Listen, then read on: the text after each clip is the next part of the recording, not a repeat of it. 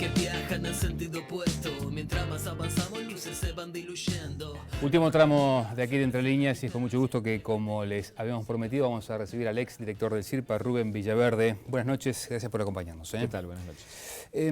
A ver, ¿por qué Villaverde, salvo un par de precisiones puntuales, algunas salidas puntuales ante la opinión pública, usted no ha salido justamente a dar su versión y a defender lo que fue su gestión al frente del CIRPA?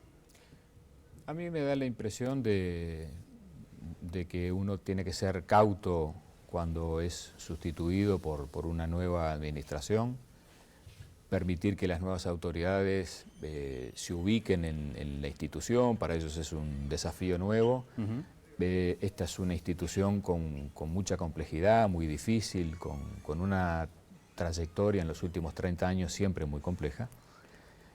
Y me parece que hay que darle tiempo a las nuevas autoridades a que puedan desarrollar su proyecto de trabajo. Y si empezaba a salir, iba a quedar como que pretendía reivindicar mi gestión o hacer algún ejercicio de comparación. Pensé que hubo críticas importantes hacia lo que fue su gestión. Sí, sí. Yo prefiero el camino del debate interno en la fuerza política a la que pertenezco, a la que adhiero. Había conversado con Mónica Xavier, mientras estaba en la presidencia del Frente Amplio, acerca de la disposición a apelar a los mecanismos internos. Luego le envié algún mensaje al ingeniero Brovetto si creía pertinente convocarme al Tribunal de Conducta Política y analizar junto a la gente del Frente Amplio cuál había sido el desarrollo y el porqué de cada cosa que estaba apareciendo como cuestionada, que en mi opinión habían razones más que suficientes para decir, en el contexto en que se fueron desenvolviendo las cosas, que era lo que explicaba cada una de las decisiones tomadas. ¿Y esos resortes internos no han tenido andamiento, por lo menos para ahora en el Frente? Bueno, evidentemente el Frente en determinado momento quedó sin la conducción de Mónica. Estamos en un proceso de reestructuración interna y bueno, lamentablemente no pude apelar a ese mecanismo para debatir en la interna. Bien, yo le quiero preguntar por alguna de las frases que sonaron muy fuertes por parte de la actual gestión, por la directora Fulco. Entre otras cosas, ella ha dicho que los programas de rehabilitación durante su gestión quedaron enterrados. En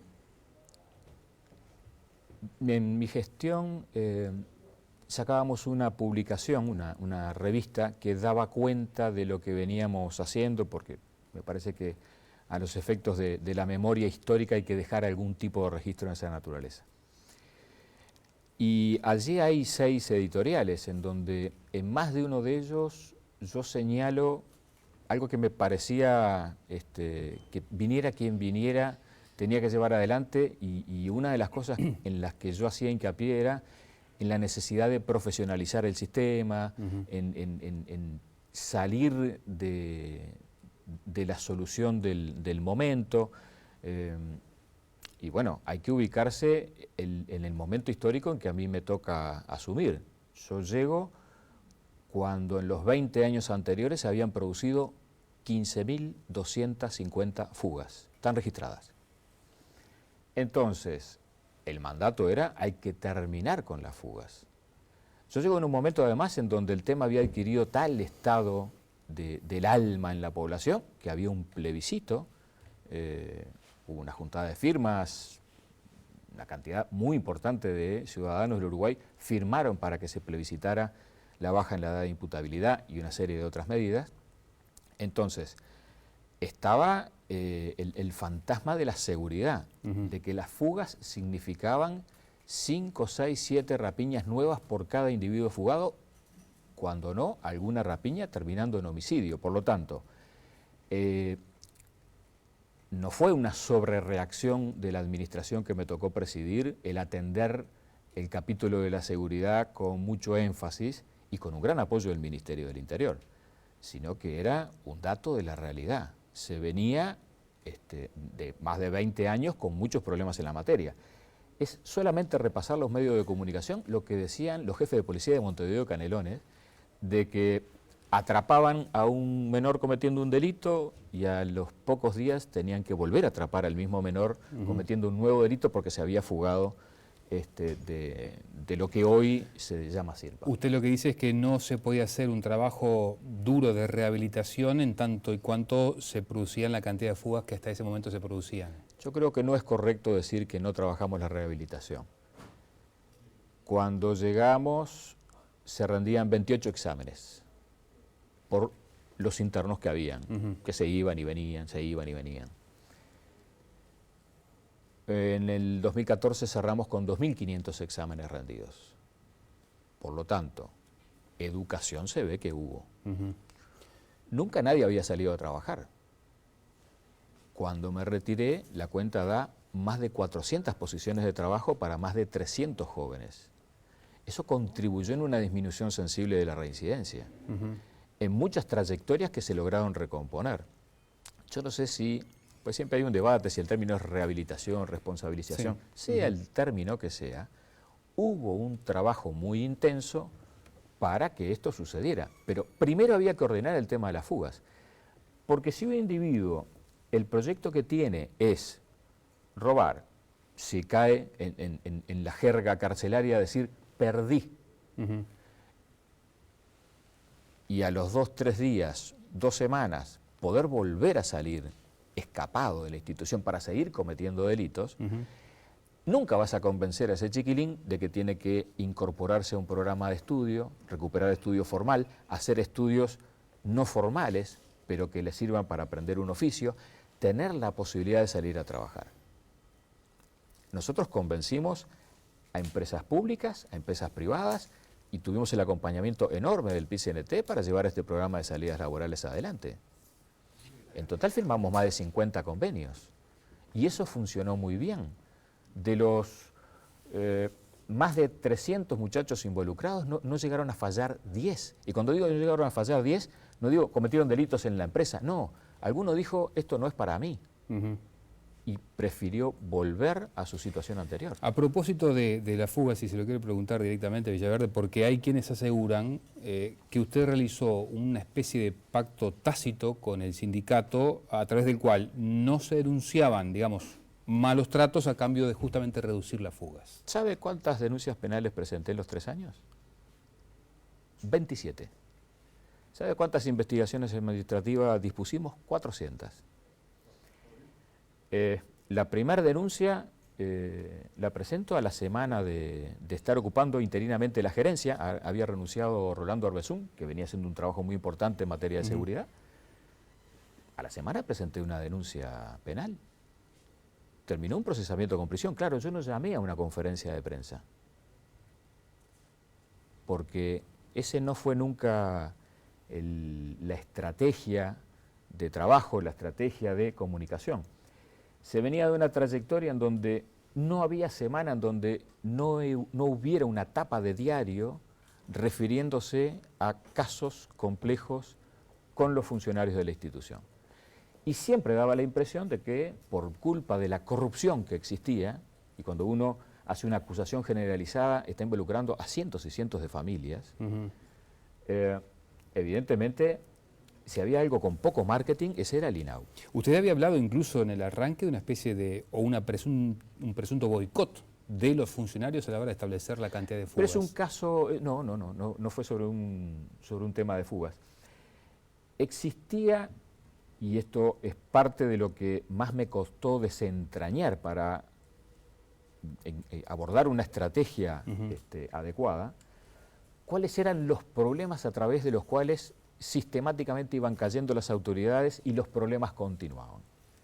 Y en mi opinión existía un sistema de promoción de equipos de dirección que era el que estaba en la base de problemas entre los funcionarios. Y el que puntualmente existieran problemas entre los funcionarios no quiere decir que en eso tuviera algo que ver estrictamente el sindicato, que tiene 3 o 4 corrientes de opinión que pugnan en las elecciones sindicales por obtener la conducción del mismo.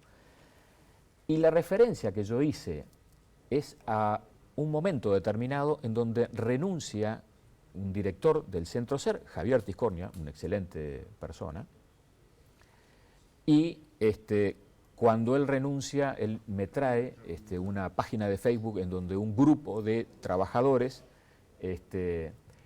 venían coordinando acciones para intentar que este director se retirara. Y es en ese contexto, me estoy refiriendo al probablemente primer semestre del 2013, en donde yo hago un comentario de me preocupa un posible boicot de alguna gente hacia otra, pero el sindicato no tenía absolutamente nada que ver con eso. Desde su visión, ¿por qué ahora como que volvieron las fugas a los diferentes establecimientos del CIRPA? Mire, yo no tengo datos concretos, precisos, porque obviamente hace más de 100 días que no estoy en la institución, pero los otros días un trabajador me decía, mirá, es brutal la cantidad de gente que está certificada.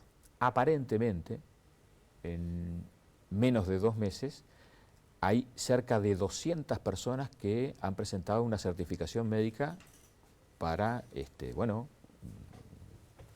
no ir a trabajar por estrés, presión alta, etc. Entonces, seguramente existe un clima de trabajo que lleva a que mucha gente esté certificada, no hay por qué dudar de esas certificaciones médicas, y en la medida que se debilitan los turnos,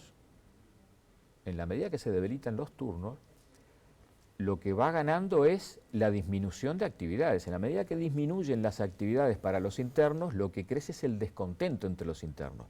Si crece el descontento entre los internos, aumenta las horas de encierro, es probable que se produzca una mayor cantidad de peleas entre los internos o fastidio de los internos hacia los funcionarios porque no los sacan para un determinado tipo de actividades. Y allí podríamos tener algún tipo de explicación de que los pocos funcionarios que van quedando en los turnos no dan abasto para atender situaciones que se van volviendo de cierto riesgo. ¿Qué sintió cuando vio el video, el famoso video del Ceprilli? Yo nunca quise mirar el video, porque a mí me parece que eso debió manejarse estrictamente por parte de la justicia. Nos volvemos todos opinadores de qué es lo que debe hacer o no hacer las autoridades, lo que debe hacer o no hacer el Poder Judicial. Se genera una presión inadecuada hacia el conjunto del sistema y alguna gente está como diciendo que bueno, ahora sabemos qué es lo que pasa y esto permitió que la justicia actuara del modo que actuó. Ese puede ser una lectura. Otra lectura es, si vos fueras presidente del CIRPA, ¿te animás a ir a una empresa a la semana siguiente a pedirle que le dé trabajo a los muchachos? Lo más probable es que el empresario te diga que no, con cualquier excusa. ¿Por qué? Porque lo que vio le reafirma muchos prejuicios en torno a la violencia y lo difícil que es trabajar con infractores. Por lo tanto, la imagen de 2 personas y un grupo de funcionarios no es representativa del total. Sin embargo, para el común de la gente, para el trabajador, para el empresario, es la reafirmación de muchos de sus miedos. Entonces, yo creo que el video pone una situación muy compleja, ya que estamos, y ahora que estoy muy a la defensiva, las cámaras las pusimos en la administración junto con Salsamendi. ¿Por qué? Teníamos una generación de denuncias importantes y parecía necesario dar garantías a todo el mundo. Los funcionarios decían que eran agredidos por los jóvenes decían que sufrían algún abuso de tipo físico de parte de los funcionarios, que se cruzaban los insultos. Bueno, muy bien, tengamos cámara en los lugares en donde correspondía de circulación y despejemos esto que muchas veces cuando llegamos con una denuncia no sabemos qué fue lo que pasó. Pero no, al video no lo vi. Y bueno, pero seguramente tiene conocimiento de lo que por lo menos sí, el video tiene. Claro. No conozco a más nadie que no haya visto el video. Ahí está. Le consulto, ¿a usted le consta que esas fueran, no sé si prácticas habituales, pero la forma como los funcionarios en el CIRPA habitualmente reducían a los menores? Mire, yo recuerdo un día una entrevista que le hace un grupo de periodistas, creo que en especial la que hace la pregunta es Fernanda Cabrera al inspector Guarteche ante la polémica por una reducción hecha por la policía en vaya a saber qué caso. Y Guarteche le dice a la periodista, pero usted no sabe que la reducción es un proceso difícil, violento. Se dio una polémica en aquel momento. Fue con un docente de secundaria. Había sido, mirado, con un docente de secundaria. Yo no recordaba exactamente el episodio. Entonces, las reducciones siempre dan lugar a la duda, porque existiendo un protocolo que permite en determinado momento y en determinada situación tratar de controlar a un individuo desacatado o en medio de una crisis, el hecho de que alguien termine con un raspón genera una investigación administrativa para tratar de recomponer todos los hechos y si ese proceso se hizo profesionalmente y con el cuidado que hay que tener o se cometió algún tipo de abuso.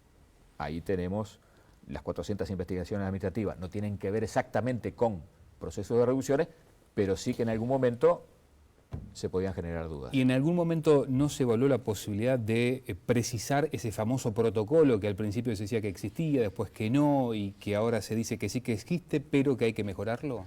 Es que en realidad nosotros no tuvimos mayores problemas con aquel protocolo. Yo no recuerdo si venía del 2008 o del 2011.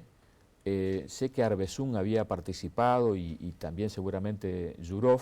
Y con él continuamos trabajando, aparentemente estaba validado y no daba mayores dificultades. El protocolo existe. Lo que aparentemente hay que hacer una descripción en materia del procedimiento, algo más específico en el paso a paso, pero siempre vas a llegar a un punto en donde si el individuo no quiere dejarse colocar la esposa, ¿cómo haces para aplicar una llave que no le duela? Es como difícil, es realmente difícil porque son situaciones de mucha violencia. Pero bueno, me consta que este equipo que actualmente se encuentra trabajando en el CIRPA tiene una larga experiencia en el Ministerio del Interior y no debe ser demasiado complejo para ellos hacer un ajuste de los procedimientos y que se salve de esa duda. El Instituto de Derechos Humanos en su momento denunció en más de una oportunidad casos de malos tratos justamente por parte de los funcionarios hacia los menores. Su gestión, su administración, ¿qué hizo con esas denuncias? Y algunas terminaron en la justicia penal. Otras culminaron tan solo en un tipo de sanción. Han existido sanciones y sanciones importantes. Pero buena parte de esas 27 denuncias, algunas tienen que ver con levantamientos que había hecho el instituto o algún particular, algún familiar. Esto me lleva a preguntarle a algunas declaraciones que formuló hace algunos días José López. Él ha declarado públicamente que hay muchas organizaciones de derechos humanos que lisa y llanamente están lucrando con el tema de la defensa de los derechos de los menores. ¿Usted cree que también hay algo de eso? Un grupo de organizaciones no gubernamentales en su momento declaró que le parecía oportuno mi salida del sistema, pues consideraba que no tenía las aptitudes suficientes como para llevar adelante el sistema. Y fue tan fuerte la campaña que terminé hablando con el presidente de la República durante toda una mañana en su casa, planteándole si no sería mejor que la administración Mujica buscara alguna persona con características diferentes y no perjudicar la gestión de gobierno. Sin embargo, el presidente estaba conforme con la actuación y me pidió que siguiera. Después, la opinión de José López es la opinión de él y él tendrá su fundamento para saber si existen ONGs con esas características o no. ¿Pero usted cree que existen o no? Yo creo que hay ONGs que trabajan muy bien y hay otras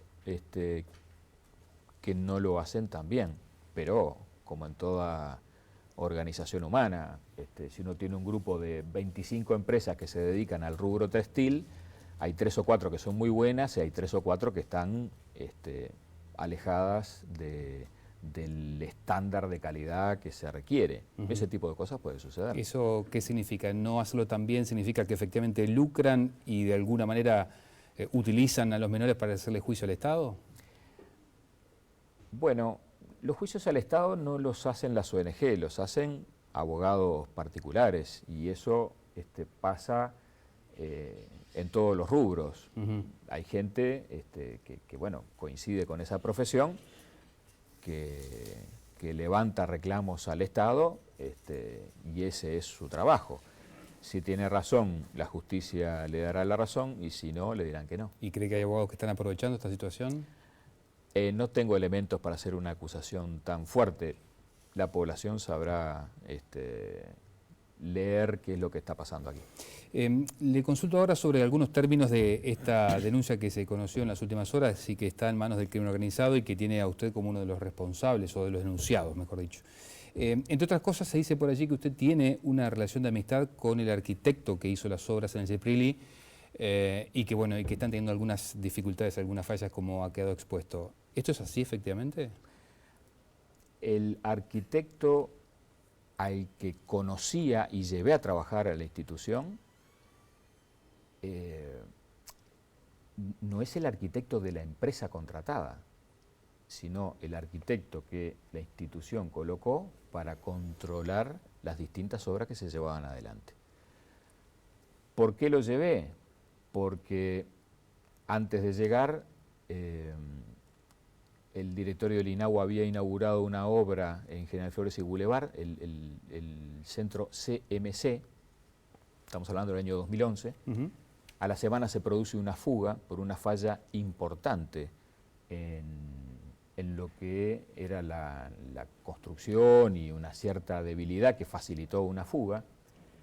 Esa fuga provocó un raíz delictivo de los fugados que terminó con un resultado de homicidio en un caso y había un estado, bueno, de mucha preocupación en el directorio del INAHU acerca de cómo llevar adelante un plan de obras que iba a tener que ejecutarse a lo largo de lo que restaba del periodo de gobierno y, por otro lado, una cantidad muy importante de obras en centros CAIF que había que construir en todo el país. Por lo tanto, concentraron en el área de arquitectura en la construcción de los CAIF y me preguntaron si conocía algún arquitecto que pudiera venir a trabajar a lo que iba a ser CIRPA, porque todavía no estaba concretada la comisión delegada del CIRPA. Y lo que le dije al directorio del INAHU fue, conozco uno solo, lo conozco de Nacional, es el que está haciendo el Parque Central.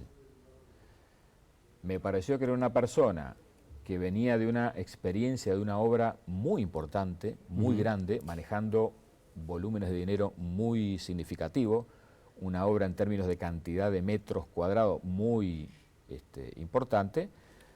Tuve una conversación con él y él aceptó llegar a la institución. Ahora, de ahí a que sea amigo hay una diferencia, y lo digo con todo respeto por esta persona, por este arquitecto. Mi hija se casó a fines del año pasado, había más de 200 personas en el casamiento y él no estaba invitado. Por lo tanto, no forma parte de mis amigos como para decir que un amigo mío estaba ahí. Uno. Dos, no fue adjudicatario de las obras. Él tenía que controlar una obra, la de esta que se está diciendo CEPRILI. Sí. Esa obra es una licitación. ¿Y qué criterios se tomaron en cuenta para esa licitación justamente? Porque es otro de los elementos que se cuestionan en la denuncia. Bien. Era importante el diseño. Se buscó un diseño que tuviera como mucho aire, mucho verde, luminosidad, espacios, aulas, áreas deportivas y además el precio. Y esta empresa que obtuvo la licitación, en toda la línea se destacó, también en el precio. También en el precio, por una diferencia importante ante el que entró segundo y ante el que entró tercero. ¿Es correcto que fue durante su gestión que ingresaron a CIRPA familiares directos de José López? En un concurso, yo creo que en el año 2012, entraron 300 personas para trabajar como educador. A la gente le puede llamar la atención de decir, ¿qué cantidad de gente tan grande que precisaban? Bueno, sí, claro. No había gente para trabajar. No había gente para trabajar y se venía toda aquella tradición de decir que estaban encerrados prácticamente todo el día, pero es que no había gente para trabajar. se contratan 300 personas. Algunos meses después me llama un periodista de un semanario y me dice, ¿usted sabe que ingresó la esposa de tal dirigente sindical? Me enteré por un periodista 4, 5 meses después, 6 meses después, de que había ingresado esa persona. Cuando se hizo el llamado a concurso, hubo 3.000 preinscriptos, confirmaron con presentación de carpeta alrededor de 1.000 personas. Entre las 1.000 personas, los tribunales que pusimos a llevar adelante ese concurso eligieron a 300. Entre las 300 estaba esta persona que aparece como denunciada. Ingresó sí en un concurso, no estaba invalidada la persona por su condición de familiar de participar del concurso. Bien, y es cierto que la mayoría de los funcionarios que ocupan hoy cargos de dirección o que ocupaban cargos de dirección durante su gestión en coordinaciones, en hogares, estaban vinculados a la lista 10, que es la mayoritaria del sindicato, la de José López. Eso es una barbaridad. Desde la gerencia administrativa, la secretaría letrada, la división jurídica, los 8 programas que condujeron el sistema, privación de libertad, medidas no privativas de libertad, seguridad, salud, educación, programa de ingreso, estudio, diagnóstico y derivación, inserción social y comunitaria, todos los principales cargos que yo tuve que montar, de ninguna manera había alguno vinculado o dirigente de la lista 10. Directores de centros, y a ver, nombré en el Granja, no vinculado a la lista 10. Nombré en el Centro Ser, sí, con vinculación con la lista 10. Nombré en el Sed Burgues, no vinculado a la lista 10. En el CEPRIL en su momento, no vinculado a la lista 10. He nombrado gente no afiliada al sindicato. He nombrado gente que sabía que era votante del Partido Colorado, pues me lo transmitieron. He nombrado gente vinculada al Partido Nacional. Hay mucha gente votante del Partido Nacional en el INAU. De todos los partidos. No es, eso se puede demostrar, pero perfectamente. Eso es un disparate. Villaverde, ¿usted tiene temor de terminar procesado, no digo solo por esta denuncia, sino también por incluso a aquella teoría que dice que, bueno, que en definitiva estos hechos que se dieron durante la gestión de Villaverde, en definitiva tiene que haber el responsable principal era el director del CIRPA? ¿Usted en algún momento pensó que eventualmente le puede caber esa responsabilidad? Yo actué con mucha responsabilidad. He hecho un repaso en más de una oportunidad de la gestión. No tengo elementos de los cuales avergonzarme. Creo haber actuado honestamente, en forma adecuada, a la luz de la situación en la que se encontraba la institución. Nunca me quejé de la institución que recibí, nunca me quejé. Nunca me quejé de la cantidad de años que no se habían hecho obras en el sistema. Nunca me quejé de si el personal tenía más o menos capacidades. Trabajé con lo que había y soy plenamente consciente que hay un avance en materia de resultados en donde solamente describí la liquidación de las fugas, la liquidación de los motines, el espacio educativo abierto y las oportunidades de trabajo. Pero podía seguir con la lista, y hay una lista muy grande. Por lo tanto, yo no tengo absolutamente nada que temer, mi conciencia está tranquila, mi familia y mis mejores amigos son plenamente conscientes de lo que se actuó y en las condiciones en las que se actuó, por lo tanto, tranquilo. ¿Y por qué no siguió en el CIRPA si Bonomi en algún momento se lo propuso en la campaña? Bueno, el desgaste es muy grande, y efectivamente mi deseo era retornar al sector privado y recuperar un poco de vida personal. Esta es una tarea en donde si te suena el celular a las 3 de la mañana puede ser para que te comenten que hubo una fuga o que se prendió fuego un colchón y tenés que salir corriendo. No te podés hacerte el distraído y no atender esa llamada telefónica.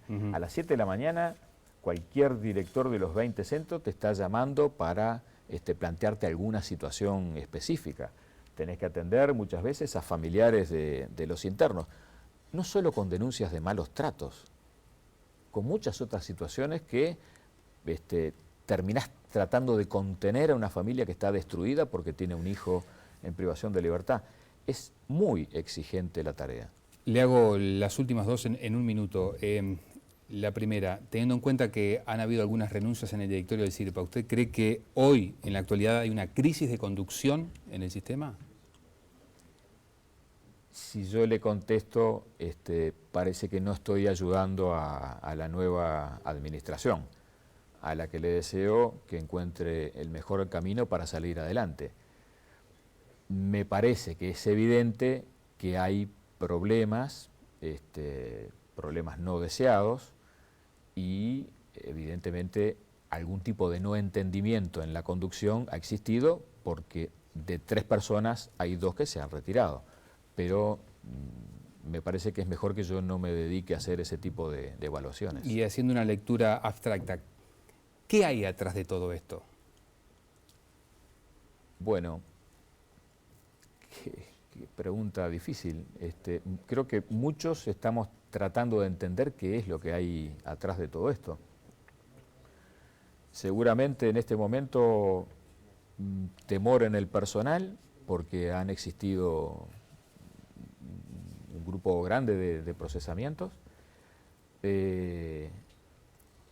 tal vez una sensación de no saber muy bien cómo intervenir cuando existen desbordes y por eso es que no están actuando y supongo que la policía debe estar en la misma.